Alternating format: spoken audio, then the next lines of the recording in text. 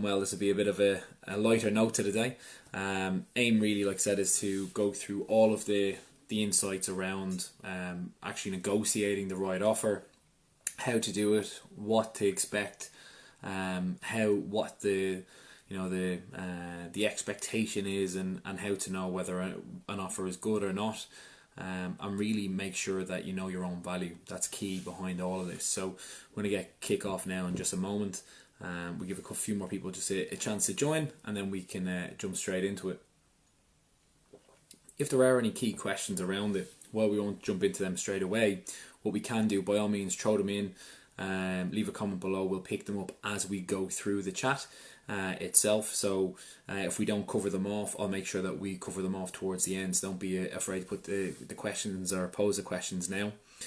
In terms of offer negotiation, while there's so many different aspects to it, really it's about understanding when an offer comes out what you can do, what you can't do, what to expect, what not to expect, what's fair expectations, and also how to manage your own expectations, and making sure, most importantly, that you feel valued, you get what you're worth. Because if you start a new role on the wrong footing, it's a quick way for things to go the wrong way. So it's such an important piece of the jigsaw. And as a lot of you may have and hopefully have had a chance to do, is look at the other parts of our career chat series. So the idea of this chat series was very much focused on helping people take that next step in their career, or finding their next role, or finding the next opportunity, or just overcoming some challenges they're having right now. Given we're very much on the road to recovery, we're starting to see everything open back up, we're starting to see some dining happening inside and all that sort of stuff. So we're certainly seeing the market pick up, and we're returning to that point where there is a lack of talent in certain areas, and that's going to create a very buoyant job market. So really what we need to make sure for everyone to be doing is covering off these fundamentals. So if you haven't had a chance yet, certainly check out our YouTube channel around or IGTV around all of the other career chats that we've done, focusing on cover letter, CV, LinkedIn, interview techniques, and now obviously offer negotiation. So the full spectrum of a job search process is what we've covered in these career chats. We've thoroughly enjoyed doing them. Hopefully you guys have thoroughly enjoyed watching them and everything else, or watching them, even the recordings, etc. So they're all there. They're also on our YouTube channel. And if you're looking to get some quick tips around the CV, cannot stress enough our video around CV sins, the 5 most common CV sins.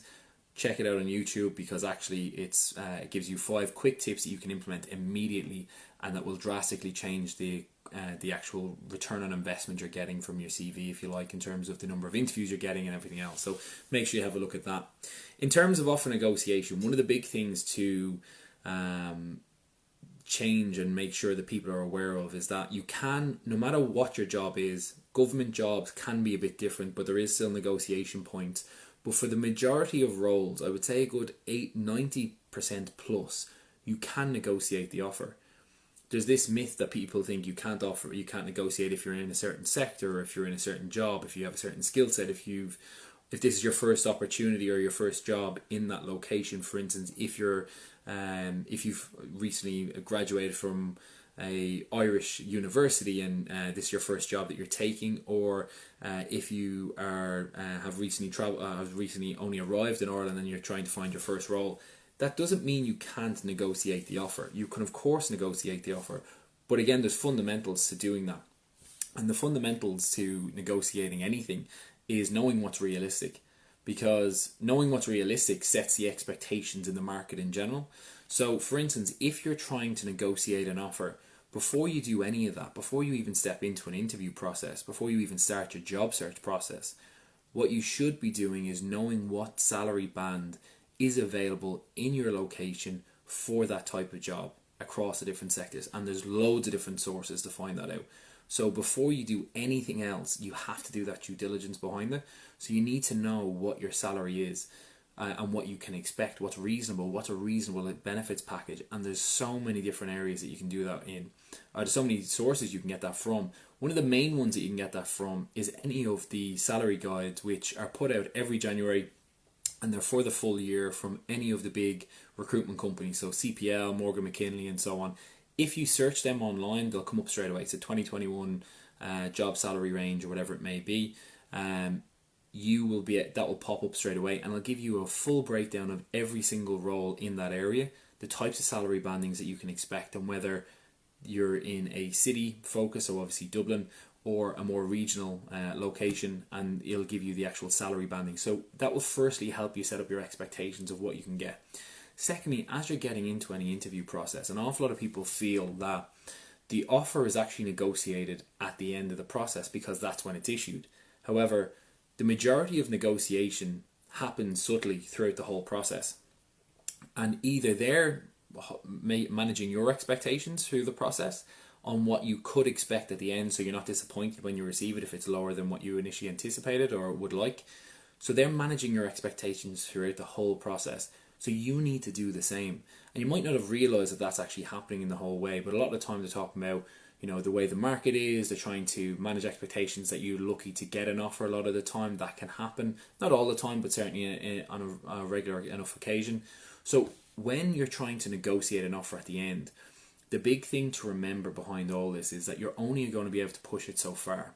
So if you're at the end of an interview process right now and you have been issued with an offer and you're not happy with it, the reasonable expectation is you could probably move the dial slightly by about €3,000 on average. So if, for instance, you're offered €42,000, it will be reasonable to expect that you would be able to move it to €45,000. However, if you went into the process, you're already on €45,000, you were looking for €50,000, the likelihood of getting from 42 to 50,000 is a bit unrealistic, and that is something that you do need to manage. So in that scenario, to wind things back a bit, where maybe you haven't reached the point of an offer negotiation. So when you've reached the point of offer negotiation, you can of course push back, you can of course move that dial, and yes, you could in certain circumstances get all the way to the 50,000, but it is difficult. But we'll go through how you can do that in a few moments. In other scenarios, prior to getting the offer, and if you're on 42,000 as an example, and you're looking to get a job at 50,000, or you're on 45,000, you're looking to get a job for 50,000, or you're on 25,000 looking for a job at 30,000, whatever the scenario may be, but you are looking to take that jump of at least 5 to 10k. You need to build that up through the whole process. So when you enter into the interview in the first instance, the first thing that you need to do is, when asked about your salary expectations, because they will absolutely ask it, because they need to know if you're in their salary banding or not and everything else. They will have advertised firstly, or should have advertised, what the salary banding is, to make sure that they have managed expectations from the outset and that they do get the right candidate into the interview process. So you should know on average the salary banding they're looking for is between 40 and 50k. Secondly, when you're in that interview process, if they haven't advertised that, make sure that you clarify it initially. You also need to set your own expectations, and there was a question that did come in previously, which was, should I be flexible on that, or should I say outright what I want, or should I give a range? Don't give a range, because if you give a range, they're actually going to go for the lower, because they're always, companies at all times are thinking about their bottom line. As much as they want great talent, as much as they want to invest in their talent, they're always going to look to try and get great talent at the most cost effective price. So if you give them a range, the likelihood is that you're setting yourself up to get a lower offer. If you give a set amount, it doesn't mean you'll get that amount, but it does mean that you will get closer to that amount than if you've given a range. So the first thing you do at any interview process is, when you're asked your salary expectations, you make sure that you highlight this is exactly the amount that you are looking for. So if you're going in and your ideal scenario is that you want 50,000 or 55,000, you need to tell them that that's your amount. Now, in your own mind, you need to do two things. One, you need to set, prior to even saying that to them, you need to set your salary expectations in your mind. So the ideal amount that you would like to achieve, the ideal amount you would like to earn. And again, this isn't just for salary, this is also for day rates or whatever setup you would be going into. You need to have your set amount that you feel you would like to earn, so the ideal amount, and then you have to have a set amount that you need to earn. The reason why it's important to have those two levels is, one, if you achieve your upper level, the higher amount, the ideal scenario, you're going to be ecstatic when you get the offer. If you only achieve the lower amount, or even after negotiation you only get the lower amount, it covers everything you need it to. You still have a comfortable lifestyle in the way that you want to, but there's room to grow. And only in that scenario should you take that role if the role is phenomenal and the company is phenomenal and the opportunity is phenomenal, but the rate isn't exactly where you need it to be, but it's enough to cover what you need it to. So always going into any interview process, the first thing is know what the salary expectation of that, know what the reasonable expectation of that salary is. 2, so I've done your due diligence on that. 2, always clarify what the salary expectation of that company is for that role. 3 is make sure that you have set 2 markers in your mind. The first is to know what your ideal salary level is, and the second is what your minimum salary. So the minimum salary you will reasonably expect that covers all of your bills, all of your outgoings, and still gives you a good quality of life, because it's such an important piece, and we'll discuss that again in a moment. And but only for the role that is going to offer you the right growth aspirations, the right development opportunities, and has the right culture that's going to really drive you on. So, as that really is going to make sure that you have good career progression. So there's 3 key tips that you need to do before you ever even enter into an interview process. So due diligence on the salary you want, knowing what the salary banding of the roles are, and obviously knowing what your own expectations are. What's the ideal scenario and what's the minimum scenario of your salary? Once you've done all that and you're in the interview process, it's then a case of, when asked about your salary expectations, it's telling them the upper level. So it's telling them the higher amount that you want. So if your ideal scenario is 50k, that's exactly what you say. You don't say 45 to 50 because they will offer you 45. You say 50,000 euros is exactly what you want, or 60,000 euros, or 30,000 euros, or 100,000 euros, whatever it may be. That's the salary banding that you set with them. The reason why you do that is because if you don't manage expectations early on, then the likelihood is that you will get a lower offer than anticipated down the road. It might seem like it won't happen because you're having a great conversation, you've got great engagement, you're having a great relationship, but trust me, no matter what happens in any interview process, companies at the end of the day will always look to try and secure quality talent at the most cost-effective price. So it's really, really important that at all times throughout any interview process, you maintain your stability, your focus on what your ideal salary is, because the likelihood is you will get closer to it when the offer comes through, and equally at the end of the process you can then negotiate to achieve that, or maybe slightly more, which does happen on a regular basis with our clients. So just to recap for any new joiners, because I know a few of you guys have just recently joined, key things that we need to do before we enter into any interview process is, 1, know what the salary banding is for our respective job in the respective region we're working. 2 is knowing the salary expectations or the salary banding that the company is offering that we're applying for. And 3, having 2 markers in our mind. 1, our ideal scenario in terms of the highest salary we would like to achieve for that role, because it's realistic based on the research you've done.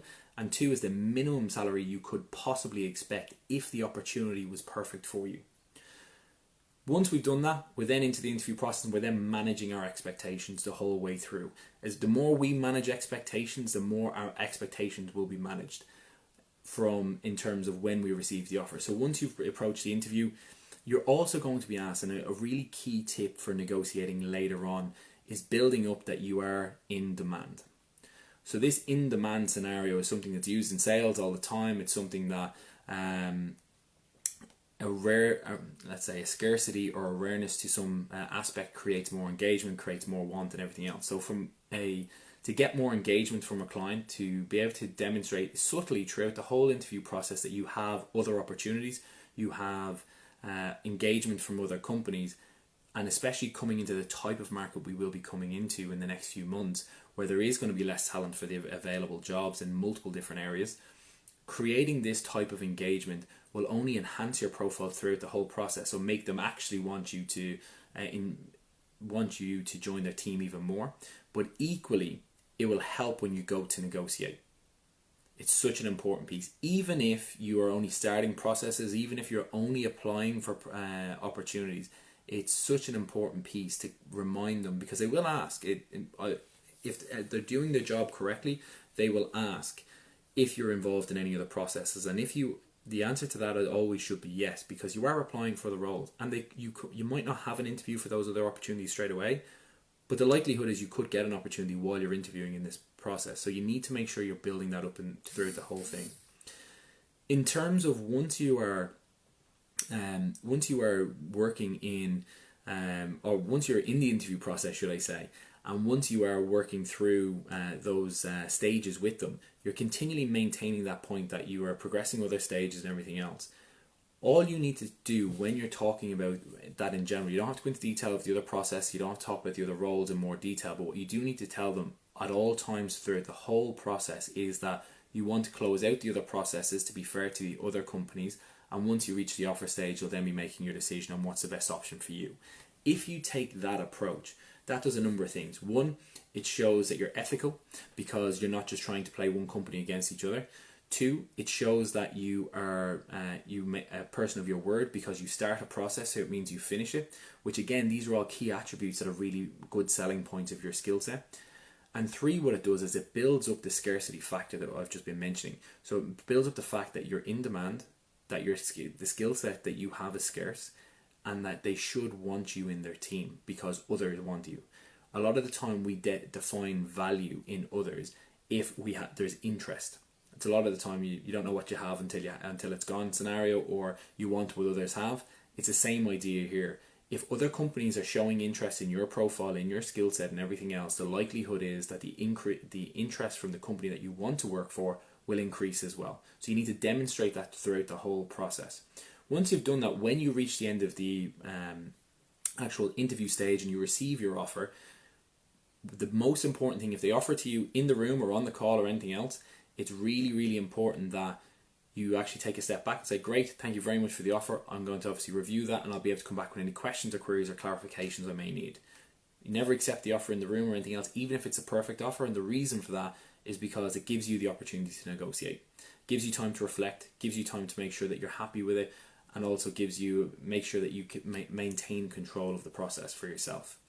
So once you've done all those things, you've now received your offer, even if you haven't got offers from others, you now need to show that you now need to reflect on whether that is the right level. So for instance, in a scenario where they've offered you absolutely everything that you can or that you wanted, should you accept? You can, of course you can, and if you're happy to do so, then do it. What I would say is though, one of the big things we teach our clients at all times is never to accept the first offer, and the reason for that is because while you're not looking to get them a huge amount more, what you do need to make sure of is that you are getting the right level for you and what's on offer. Because one of the big things that does happen is when people go into roles, especially if they're roles where there's others in the team and everything else, a lot of the time what's happened is people have negotiated their package, and when they go into a role, a lot of the time what happens with people is that they accept the first offer, they don't negotiate, whereas others have. They land into the role and ultimately they end up being maybe the top performer or anything else,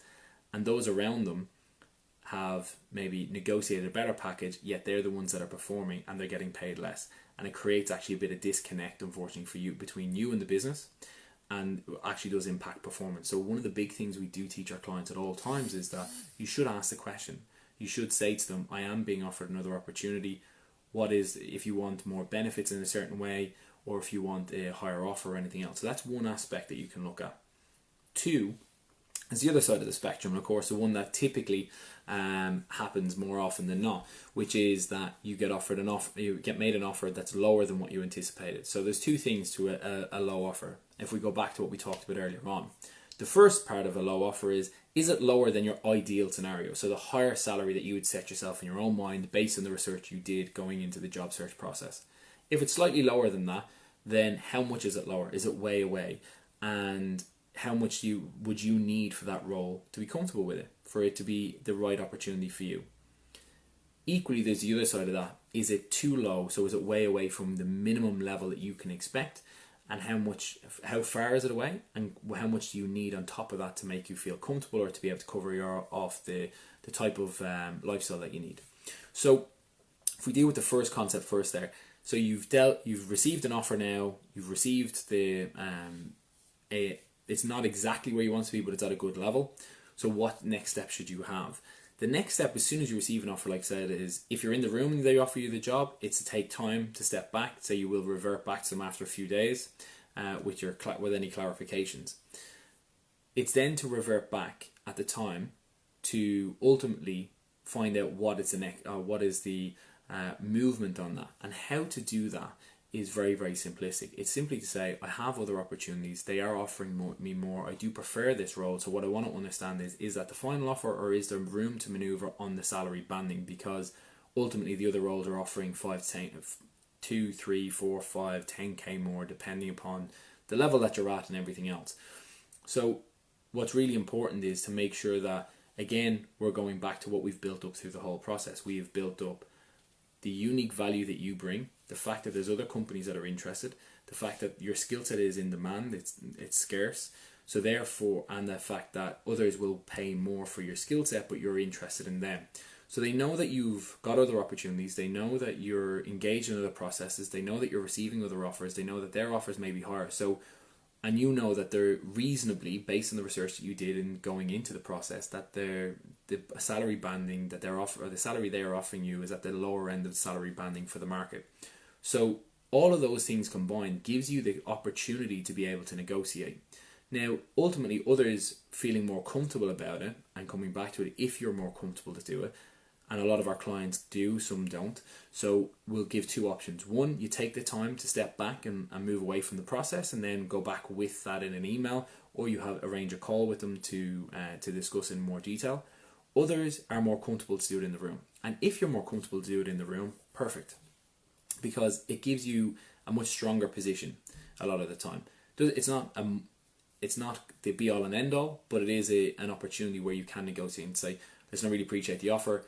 I'm really engaged in this process. I really have enjoyed the process so far. I think I'd be a great asset to the team. I feel I'd really thrive in this business and add a huge amount of value to the business now and in the future. However, there is other process I'm involved in. Those offers have been presented. They are higher. So what I'd like to understand is that the what movement there is on that the final salary figure, and then wait. And the key thing there is, when you wait, they have to then come back and obviously fill that gap in the conversation and obviously respond. Now, they may take time. They may decide, I want to step back. They want to talk to their CFO. They want to talk to the finance team. They want to talk to the manager. They want to talk to another. That's absolutely fine. If they want to take time to reflect and come back with a different offer, that's no problem at all. But one of the most important things throughout this whole process is, when you're trying to negotiate, the power of negotiation comes in managing, in knowing what's realistic, and being able to rely on work done earlier in the process. Because if you're trying to only negotiate at the end, the amount you can negotiate is limited. You might move the dial a small bit, you might get a small bit of a better offer, but the likelihood is that will be the most you'll get. Whereas if you're in a position whereby, we go back to what we discussed at the start, we know what salary bandings are available, we know what the salary banding on this opportunity is available, we know what you should reasonably expect. We've built up the fact that there's scarcity around your skill set, that you're in demand by other companies, and that therefore they should obviously want your skill set more. When they come back to you with an offer, we're then in a really strong position to be able to go back and say, you are being offered more money elsewhere. This is your chosen choice. This is your first choice of an opportunity, but you need to ensure at the same time, you have to be mindful of the fact that you have certain revenue that needs to be earned, or a certain salary that has to be earned, and therefore you would like them to be able to, what is the movement on that, or a more direct approach, which tends to get the best response, is I would need to be earning this amount, and go back to what you said at the very beginning of the process, which is, if it was 50k that you mentioned at the start that you want, and that's your ideal scenario, then you say, I need to be earning 50k. That's exactly what I need to be earning. I did obviously outline that at the beginning. So is that possible? And if they come back and say absolutely not, then you need to take a step back from the process and reflect and decide what is reasonable for you. However, in the majority of cases, if the process has been done correctly, if it's been built up in the right way, you've managed expectations, you've highlighted the amount that you need to be earning, you know the salary banding is what's available in the company, you know the salary banding that's available in the market, and there is other opportunities out there, which is the type of market we're coming into. In 9 times out of 10, that scenario, they will come back and say either yes, or we need to go back and speak to management to ensure we can facilitate that for you. So it's a really important piece that around all of these scenarios, that making sure we build up the information through the process, so we manage expectations. So when we receive the offer, it's not a case where we're receiving a really low one. What we are receiving is something that's quite close to our ideal scenario, and therefore we can negotiate past that. In most cases, our clients would receive, probably if they were setting them their target around the 50,000 mark, they'd probably be earning, on average, the offer they'd normally get is anywhere from 53 to 55. If they're setting their salary expectations at 30k, they'd normally be earning anywhere from 33 to 35 in terms of the offer that they achieve by the end of it, because of the steps that we take throughout it.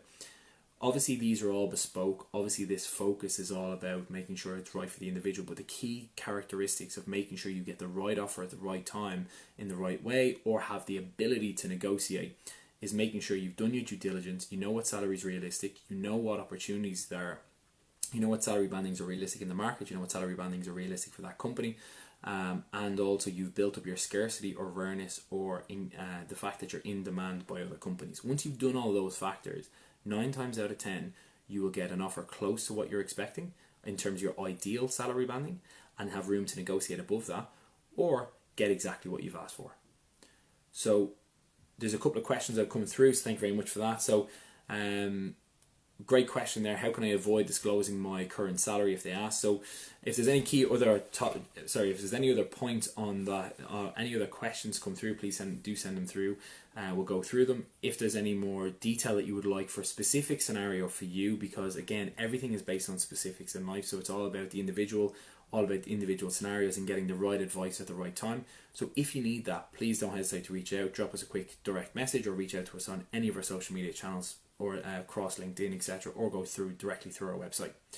So how can I avoid disclosing my current salary if they ask? So very much they want to know what your current salary is, but your current salary shouldn't dictate what your next salary is. And an awful lot of people do feel that that's the case, because unfortunately an awful lot of people have had to take lower salaries, especially during this period that we've gone through because of COVID and everything else. So, and they're worried about their next salary that they'd have to take. They might only get 3, 4, maybe 5k increase, when maybe they were earning 15 or 20k more a year and a half ago. So your current salary doesn't dictate what your next salary will be. Once you know what the salary you should be on is, once it's realistic in the market, and again, the salary bandings have been updated for the 2021, so have a look at them online.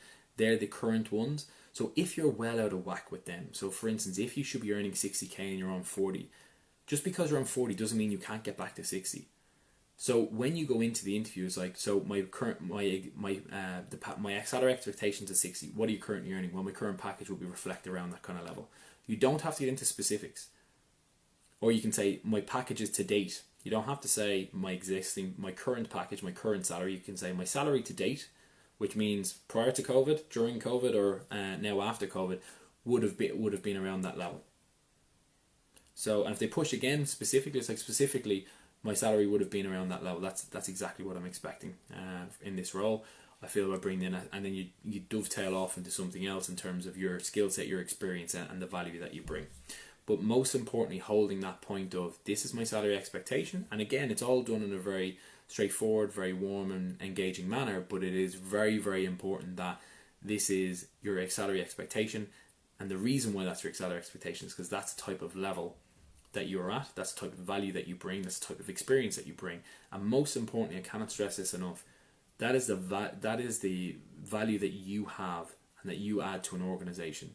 So regardless of what you're earning now, if you warrant the same salary banding as anybody else in the business, because you have the same experience level, same skill set, and will add the same value or greater, then you should be earning the same amount. So your current salary doesn't dictate what you should be earning.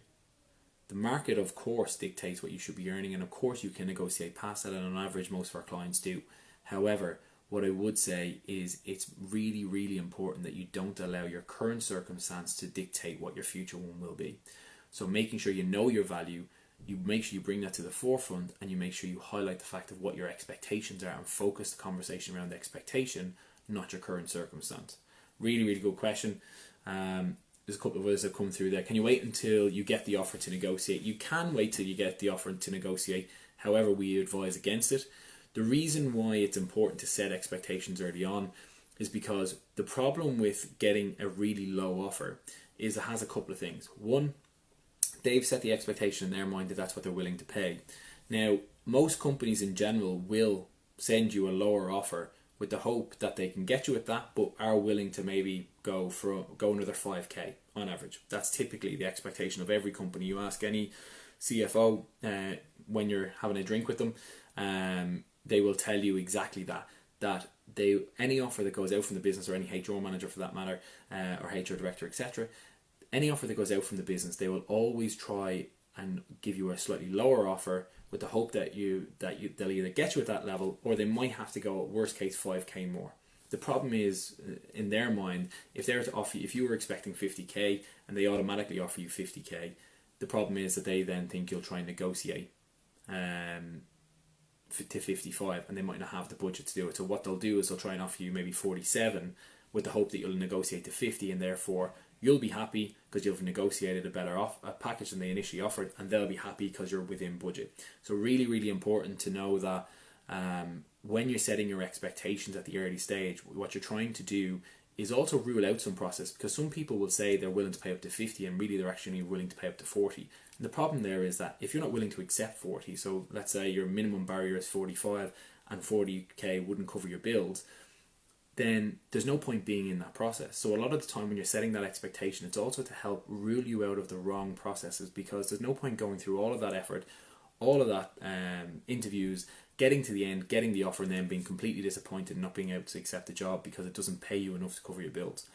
That's the worst scenario to be in. So that's why early on we like to make sure we set expectations. We make sure that you're able to get an offer close to what you have, but also if you get a low offer at the end and you're trying to negotiate up, you're only going to be able to move the dial slightly in their mind. So in their mind, they might not offer, you might have in your mind you want 50k, you've never managed expectations, they've now offered you 42, they'll probably be, in their mind, they've offered 42, so they might be willing to go to 45, but they're never going to get close to 50. So whereas if you've said 50k all along, they come in and offer you 47, maybe 46, you can negotiate to 50, or in a lot of cases negotiate to 52, 53, so you're in a much stronger position.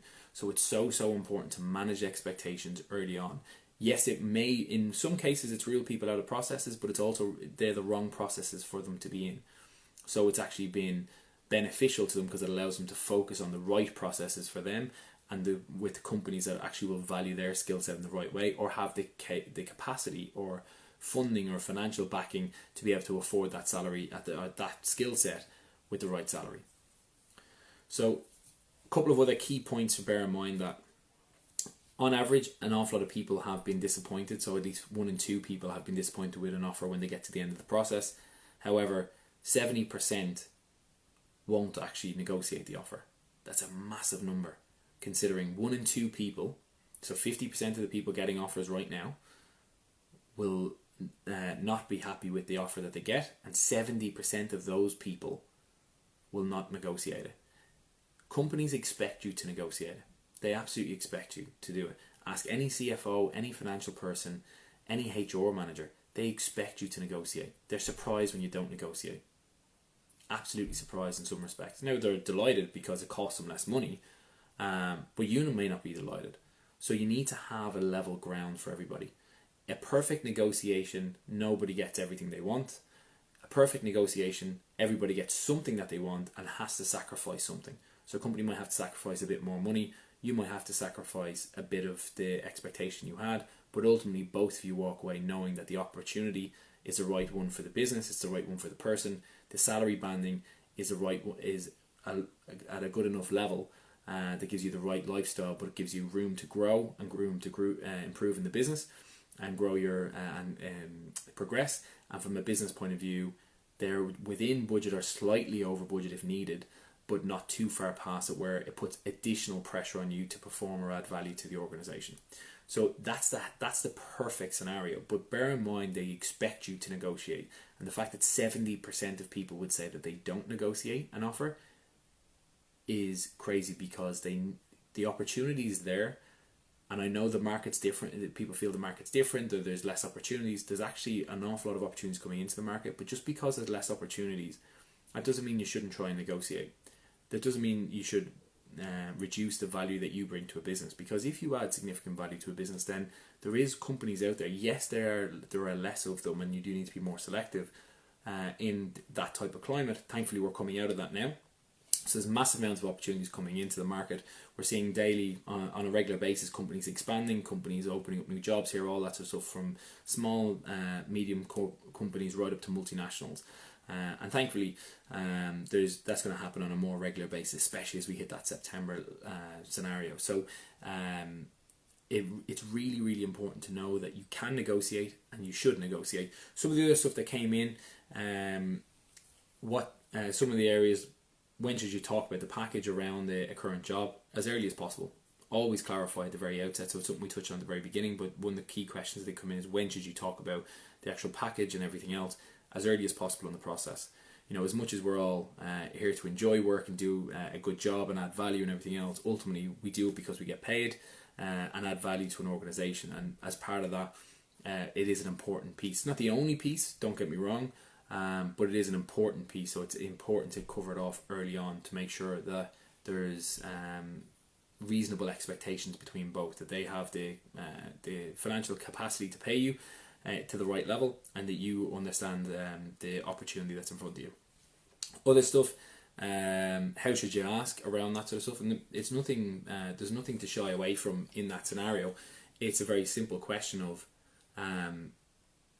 what is the package for this particular role? What type of salary is available, or what is the salary and benefits package for the opportunity? So it's a very simple, straightforward process, but it's just something to bear in mind. One of the other things that came in as well was what industry should you negotiate in, or what industries is it possible to negotiate your package in? All of them, for the most part. Government jobs are a bit different, and there's a specific way to go about that, and they're very, very specific to the individual and how you navigate that scenario, because a lot of the time it's more about benefits than it is about salary, because salary bandings are set based on grades. But you can still negotiate some aspects, so it's good to be aware of that. But nearly 90% of opportunities of industries you can negotiate, and same with positions.